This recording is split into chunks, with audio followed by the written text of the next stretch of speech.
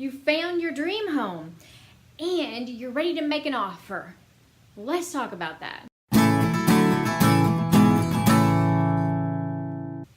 Hi, my name is Tonya Byrd. I am with Keller Realty Atlanta Partners in Peachtree City, Georgia.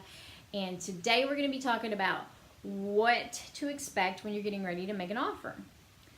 By now, you should be pre-approved with a lender.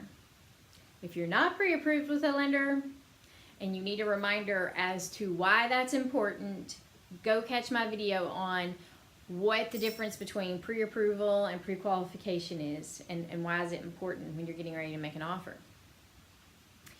Whether you are financing or you are paying cash, you absolutely need to show proof that you can purchase this house, because the seller is going to say, show me the money, show me the money, show me that you're approved or that you have enough money to buy my house. Because why else would they take their house off the market if you can't show that you can buy? The very first thing that your real estate agent should do is they should do a CMA. So a CMA is a comparative market analysis, and I've done a lovely video on the details behind a CMA, so link up above so you can go catch that. The CMA essentially tells you, or kind of gives you an indication of what homes in the past 6 months has sold for in that area and where you might be able to go in with your offer. Once you do have a number set in your head, note that there's a lot of different terms on the contract that are negotiable besides what the sales price is. Now, every state is different from one another. And when I did real estate in Texas, you could not do a transaction without either somebody passing on an old survey from the seller to the buyer or buying a new one. Whereas in Georgia, you really don't need a survey to transfer a property. So know that if you're coming from another state, that just because real estate is done that way there doesn't mean that that's how it's practiced where you're going to buy your house at. So talk to your agent about this. Talk about what they ask for typically in the market when you're making an offer. So some of the negotiable parts of the contract in Georgia is the due diligence period, where you can back out as a buyer for any reason whatsoever, usually 10 to 14 day period. Financing contingency, where you, the buyer, and the house both have to be approved by the lender, usually 21 to 28 days depending on the lender or the loan. You can ask for the seller to pay for home warranty. You can ask for the seller to pay for termite bond, or if there's one that already exists, to have it transferred to you.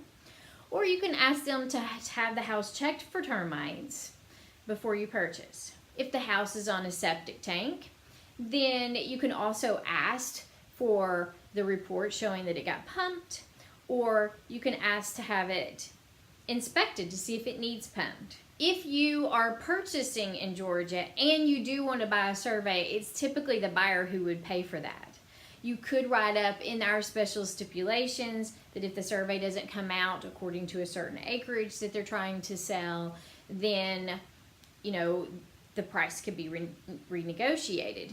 So it really depends on what kind of property you're buying, where you're buying it, whether it's rural or suburban or urban, on kind of the terms that you're going to ask for. So really look to your agent as guidance to what you should ask for, what you shouldn't ask for. Also, what's negotiable is which closing attorney you're going to close at. Typically it's a buyer's choice, although it's a negotiable item. Who's going to hold the earnest money for the house?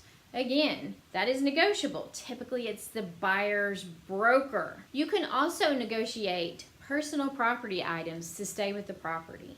So if you're really wanting the refrigerator to stay or the washer and dryer, those items are really considered personal property. However, you can put in the contract that they will stay with the real property and transfer with the property. So there's a lot of things that are negotiable. This is where you really sit down with your agent.